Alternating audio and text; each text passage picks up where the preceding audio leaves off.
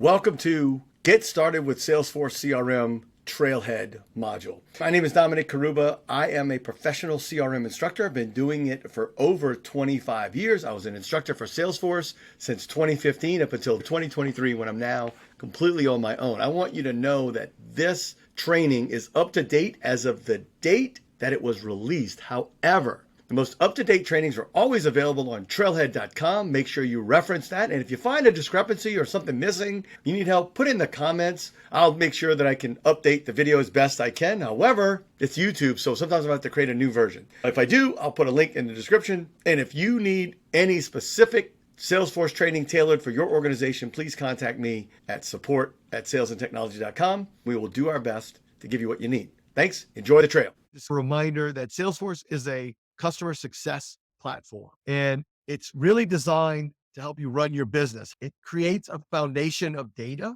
that represents your experience and what you do in business. And it has everything you need to run your business from anywhere, which means if you really take the time, and it takes time and patience, there's a standardized Salesforce and custom. The way that I relate to standard Salesforce is it's hardwired, pre-built, ready to run Salesforce. When we talk about CRM, the relationship in customer relationship management should really say customer related data management, not my relationship with you. The Salesforce organizes your data in tables of data, which you're probably used to if you've ever used any other database in the world. They call data tables, right? Salesforce calls them objects. They're rows and columns of data organized to be that type of homogeneous data. You want to make sure that you keep separate to connect in some way, right? There are types of data like account data, which is the companies you do business with, and contact data, which are the people you're talking to. And those are the people that work for the companies that you're doing business with. Well, Salesforce is set up just that way. So every row of data translate into a record, right? And that record is much easier to consume like a picture on a flat surface. And those are called record pages. And in Lightning, they're called Lightning record pages. And the reason I'm saying that is because when you edit the page layout, when we get into the setup, you're going to notice that Lightning is the new version of Salesforce, has more features and functionality that you can add to make that data even more robust, more connected to the other types of data that you store and reference while you interact with your customer. Again, a record is that whole row of data in a table. If you're thinking of a spreadsheet, it would be all the data in a row. All of the fields would complete each. The object would be the entire spreadsheet, if you will. The org is your collection of tables of data that all your users can log into, really your company's information. An app is that set of fields, objects, permissions, functionality to support a business process. Now, I'll just say that apps are like collections of tabs represent objects, which are tables of data. And you basically put a mix together. If you got a marketing person, they don't need to see everything a salesperson needs to see, although there's some overlap. A service person is the same way. They need to see some things that different than sales or marketing, and executives need to see different. And so you want to frame what happens in Salesforce is based upon what your users need to see and what they need to do as part of their job. And the more people that do the same kind of work can be grouped together so that you can give them all the tools they need. So I'll go back to the kitchen. And my first cook job that I ever had was at TGI Fridays. And they hired me as a cook because I was a school trained Marine Corps cook. Hoorah. And they said, yep, you're qualified to go behind the line. They put me on salad. Yeah, there's one guy that does all the salads, and I had all the materials I needed for salad. I couldn't fry an egg. I couldn't cook a steak. I couldn't make a dessert because I had nothing there at my station. So you think about it, then somebody else did the deep fryer stuff. Someone else did the grill. Someone else did the prep. All of those different jobs produce different meals. Some meals use the same ingredients, some don't, right? Everybody's got their role to play. Everybody's got their job to do. You want to make sure that they have everything they need to do their job. The core Salesforce is built around the account model. So a lot of times you'll even hear out in the world, account-based marketing. What does that mean? It's just saying that the account is at the center of your world. Now, some companies that use Salesforce, it's really the consumer, the person that's at the center of all their world. And Salesforce has addressed that. If you sell to just people, that account structure may seem like a heavy load, but Salesforce has devised solutions for those problems over the last 20 years. The one thing is that Salesforce is based on standard and custom objects. So the standard object in Salesforce is a lead. Prospective customer, my definition, it could be a prospective customer Divya, except in the world of planet Earth, there's not agreement on what a lead is. So in order for us to come to an agreement, I'm going to say it's a digital business card is the name of the company and the name of the person. So I've got two bits of information, people and company. And that lead is going to require some activity, a phone call, a knock on the door, some interweb research for me to figure out if they're worth pursuing when they are, whatever the rules of your company are. And every company's got different rules about what qualifies a lead versus what disqualifies a lead. Now, let me take a step back. Typically, marketing is in charge of leads. Marketing has the leads, right? I'm from downtown. I've got the leads. That's a quote, Glenn Ross. Leads need to be worked. And old school is I work that lead until they buy. That's fine in some cases, right? In some organizations, that's all they care about. That's as complex as it gets. If I have your business card, when I sold life insurance, all I needed was your business card to follow up with you because I could put notes on the back. And once I got to meet with you, it didn't matter. Now I was just working that.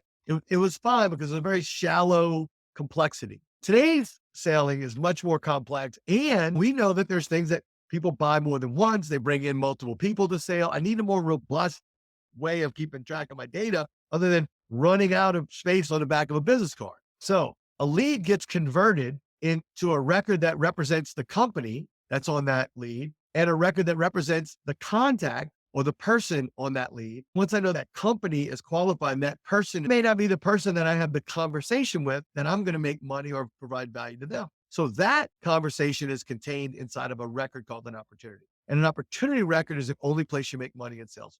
And we'll talk about activities and activity tracking. And also we talk about some of the ways you may do business. Lightning is based upon the new framework.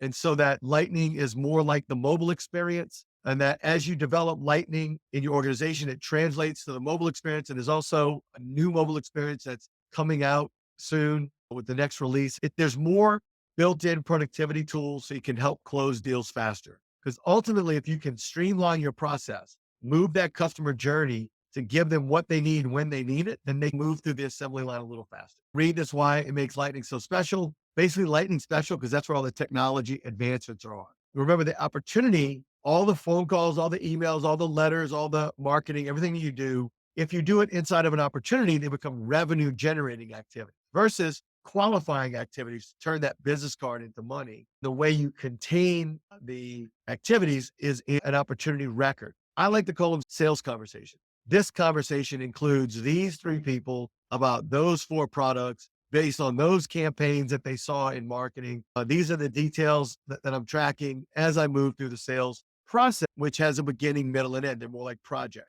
Leads are project-based, has a beginning, a middle, and end. You get the lead, you make the calls, you end up with a result.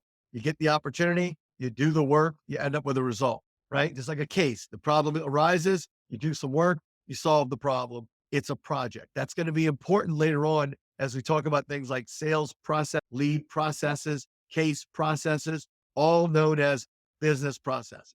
Okay. So when you're done and you want to read through this, you'll be able to take the little quiz at the end. Again, separating leads from accounts, contacts. And remember, we talked a lot last week about list views being the one tool that you should not only learn, master, and advocate for throughout your organization, but really make sure that if, at every chance you get as an administrator, find a reason to create a better list view or teach someone to create their own list views, because list views really help you pick the right data at the right time for what can and will be able to do at any given time and moment in time, whether it's when you're chunking your time to do a particular activity, make salads, or if you're looking for something to do, you're looking to see what you can get done. List views really help you start to think in a more productive way because you can filter your records in a particular object. If you can filter, you can find it. You can find it, right? You can find it, or you can focus. It's another F word. Either way, you can find the thing you're looking for to do the thing that you have time, energy, and resources to do. So if you can focus, if you can find it, you can fulfill on what you're trying to do. 3 F's. How about that? You can find it, you can focus, find it, and fulfill on whatever you're trying to accomplish, but you can't do that without filtering. So that's what the list views allow you to do. There's another feature built in. It's the Kanban view, and I think it's pronounced Kanban. It allows you to look at your records in a different way, so you can see it and get insights and really do work on those and think in terms of blocks, projects, and pictures, which is a much more useful way to see data. The next most useful way to see data is in reports and dashboards. So once your data is getting in and you're getting data in, now you can use reports to get information out of Salesforce. The first kind of information I look for is, did I get good data in? Am I getting good data? And we talked about that in terms of adoption. One of the ways that you tell it to get good data is if all the fields of a record are filled out. I'm not saying you should fill out all the fields of every record,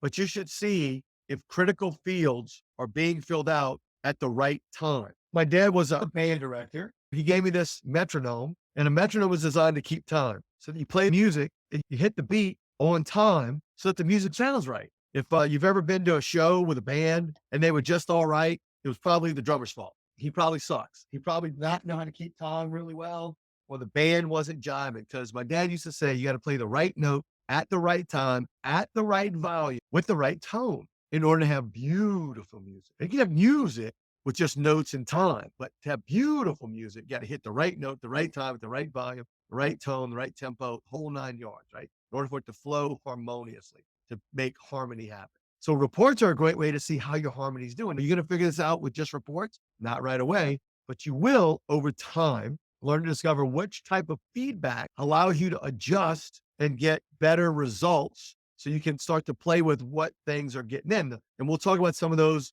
in terms of just in your organization, who's logging in. The first step to getting good data is logging in to see the data and do something with it. Okay, that was the basics of getting started with Salesforce CRM, part of the trail called Salesforce CRM. If you like the videos, if you have a question about a trail, put the link to the trail in the comments and I'll create the video. We'll put it out in the trail guides. We keep all of these in our masterclass, which you can purchase with a link in the description through our Super User Academy. You will learn Salesforce if you keep clicking. Keep clicking.